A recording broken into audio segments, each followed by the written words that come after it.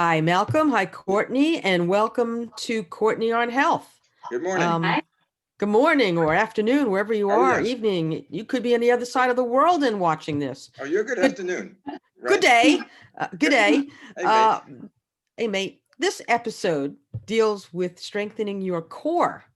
Everyone does sit-ups, they do push-ups, but core exercises are an important part of healthy fitness regimen, and it often gets neglected, but it's a very important part.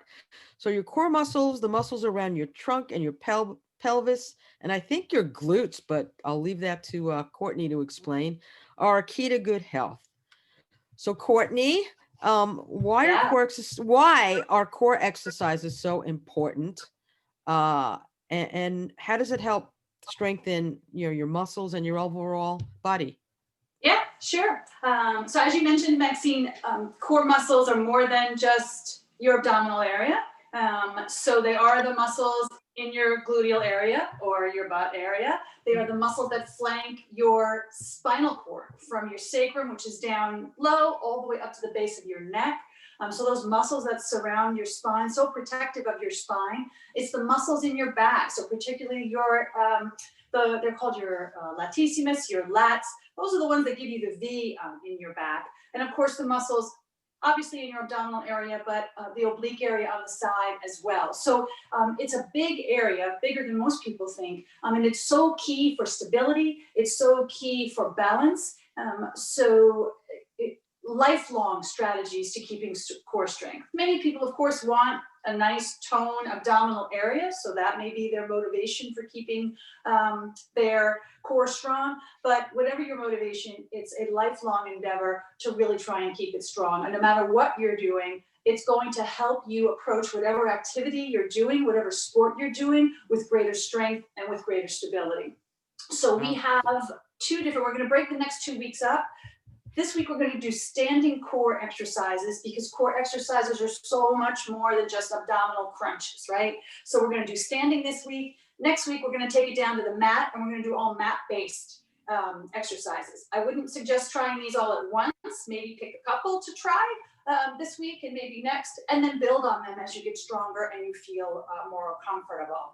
I get a lot of questions from clients and from individuals about pre-workout hydration, food, post-workout hydration and food. So we are all individual, and it really varies depending on what type of activity, how long you're going to be doing that activity, and the intensity.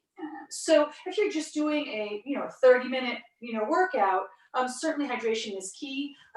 Couple of cups of water before your exercise. General recommendation is about 1 cup every 20 minutes while you're exercising. And then at the end of that workout, you want to get another cup in as well.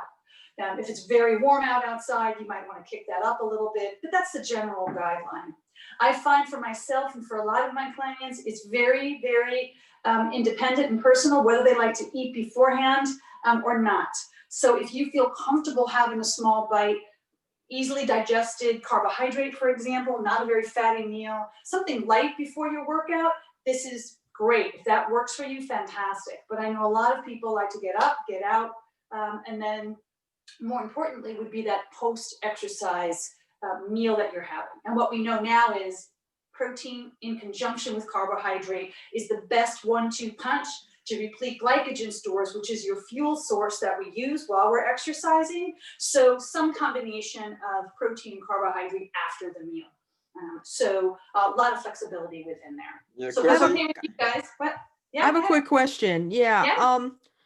I mean, it's a little different with those who are aging and dealing with arthritis. Is core an important part of helping either prevent or work with those with arthritic conditions? Absolutely. That's why having a wide variety of both standing, even sitting, and then on the mat exercises is key. So for example, there are a lot of individuals, particularly people who have arthritis or people who are elderly who are having a hard time getting down to the floor, why standing exercises would be key for them. So lots of options within there. Sitting yoga is becoming very popular. Sitting exercising and strengthening is key. So no matter how you get to the finish line, the key is to do whatever works for you that keeps you stronger and keeps you pain-free. You don't want to really do an exercise that's going to put somebody who's unstable on their feet in a situation where they could trip and fall and hurt themselves. That's not what we're looking for. So any combination of a strong base for those activities will be the best approach. Great. So we're going to go ahead and we're going to start a handful of standing core exercises today. The first one I want to start with is called the pull-off press. So any type of exercise band, these are often used for physical therapy. They're widely available. They are hands down my number one piece of home equipment that's reasonably priced that people should get. If they're going to spend any money whatsoever.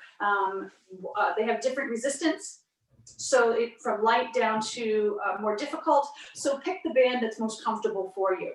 You're going to take an open band. You're going to wrap it around if you have a pillar somewhere or a lolly column in your house. Doorknobs work. This happens to be the end of a bed. As long as it's something that's stable and secure. And what the motion is, you're going to grab that band. You've wrapped it around, okay? You're going to pull that band away from the doorknob or the pole, whatever the band is wrapped around.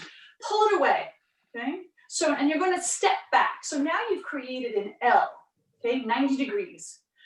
From this point, all you're doing is pulling your both hands in, pushing them away.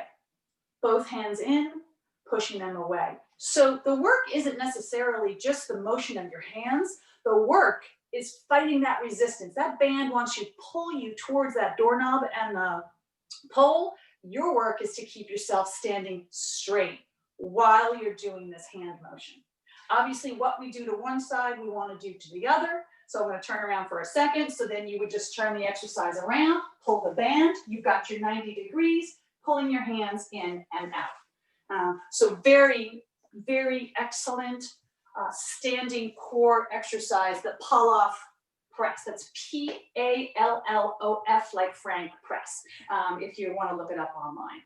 Another one we're going to do, this happens to be just an exercise ball. I would recommend, if you're not used to doing these types of exercises, don't add in weights yet. Try and do them without a weight. You could use a pillow, you can use an orange, it doesn't really matter what it is. I'm using the ball so you can see the motion that I'm doing. It's called the standing oblique crunch. Your feet are going to be just about shoulder width apart, maybe a little bit past shoulder. Your knees are soft but slightly bent. You're going to hold the pillow, the orange, the ball, or the weight if you're using one. One hand low by your thigh, the other hand's going to be behind your head. Always navel to spine. For all the yogis out there and people who know Pilates, that whole notion of pulling your abdominal area in nice and tight and strong, pulling that navel in as if somebody's connecting it to your spine is a fantastic visual to help with your alignment. Fingertips behind your head, coming down your side and right back up again. Again, you want to start without weight and build by adding weight, increased weight as you move along. Whatever we do to one side, we must do to the next. So this is a great way to tap into those oblique muscles, the muscles on the side and your waist, to strengthen that area of your core. We've got the high-low. I'm going to grab my ball back again. The high-low wood chop. So anybody out there who's a fan of chopping wood, okay, pretend that this is an axe. Okay, again, it could be a ball, it can be a weight. Feet shoulder width apart. Knees are nice and soft. You're starting with your hands center, middle of your body. You're going to pivot those arms up as if you're lifting an axe. Your hips come along with, okay? What you don't want is to twist your spine with just your arms. So your hips are going to come along, that back foot will pivot. Hips have followed your hands, axe comes up, drop it low, that foot turns back foot now pivots. Again, excuse me, Courtney. Yeah. That almost seems like you're practicing golf for a drive. Yes, actually, I think golfers probably have a lot of core strength in order to be able to do that swing. But it does look very similar to a golf swing. Yeah, So again, That's Yeah. a torque. Pardon me? I think they call it torque when you swing back and you sway your hips, and when you come forward. with Right, your hips. right. Right, so that the hips gotta follow, right? That's where a lot of people do a little bit of injury to, in particular, their lower back. They're Right. just moving the upper body. The whole thing's gotta come along, pivot, and then come back down and pivot, okay? So that's our third standing core exercise. Our next one's called the knee cross crunch. Once again, feet are shoulder width apart. Start with those hands behind your head. Okay. If you need to hold on to something for stability, it's totally fine, right? Everybody's approaching this at a different level. So if you need to hold on to something for stability, no worries whatsoever. For everybody else, you're starting with your hands behind your head and your elbows coming across your body to meet your knee. Lift that knee up, come down, knee up, coming down. You want this nice and smooth. You don't want to rush it, okay? You don't want to twist too quickly. And always navel to spine, yeah? You want to keep a nice, strong, straight, strong belly. Contract those muscles in your abdominal area as you're moving through that range of motion. The last one we're going to show today is the double arm reach with a squat. You're going to come a little bit wider, so widen your base a little bit more, okay? In general, you're going to have greater stability when your feet are wider apart, okay? If you want, again, hold a pillow or something in your hands. You're going to drop down into a squat. And I'm going to turn on the side. I really want you to see the angle. It's very important that you have your knees over your heels, not your knees over your toes. It's going to look a little funny. You're going to throw that tailbone back, drop down as if you're sitting in a seat. This is the first step of this exercise. You drop low, tailbone back, reach up, and pull to the side. I'll give you a view from this way. Drop down, tailbone back, and reach over to the side. So this is a nice exercise that not only is firing up those muscles in your gluteal area, but you're also tapping into those obliques. Really strong moves, very fluid, no need to rush through these whatsoever. So this would be a great starting block, these 5 standing exercises to do if you're trying to increase your core strength, or even when we go back to gyms again, you can use these, any of these in a gym, and sometimes it's going to be easier because they have more weights, they have a cabling system to do some of them, so it makes it much, much easier to try and do them there. Excuse me. Yeah, So those are our standing ones for this week. Just a funny story. When you did the squats, years ago, I took Thai kickboxing. Yeah. And there was an exercise like you just did in the squatting that they did for the legs. That Okay. my teacher said it's called going to Thai bathroom, and you just squatted like that, and that developed the leg power for kicking. Well, it's funny you say that because when I'm giving a class, and I always say that, anybody who does my classes hears me, like, you got to squat, sit like you're sitting in a chair. Yeah. And one particular gentleman said, it's kind of like sitting on a toilet. I'm like, yes, it is Yeah. like sitting on a toilet. Put a little fun into it. You know, definitely that would make me laugh a lot, actually. But I do that's cool. want to mention about, because I'm all about, like, listen, some of us are able to go to gyms, some of us will go back one day, but maybe not now. But I try to make activity and exercise reachable for everybody, yeah, without spending a whole lot of equipment. Anybody in the military will tell you that the #1 upper body exercise, hands down, without any equipment, is what? You guys know? Without equipment, Push up. push up. Using your own body weight is amazing. So that everybody can do in the privacy of their own home, and they don't need to spend a dime, yeah? Very low expense. I mentioned the exercise bands. They're really very inexpensive and widely available. If you don't have any of that, you can use things like empty water bottles. This is an empty gallon of milk that I've filled with water. If you fill a gallon, this gallon container with water, it's roughly 8.3 pounds. So you've just created a dumbbell at home without having to spend a dime. You're just reusing and recycling something that you've got already. You can't do 8 pounds? that's okay. Fill it halfway. You've just created a 4-pound dumbbell.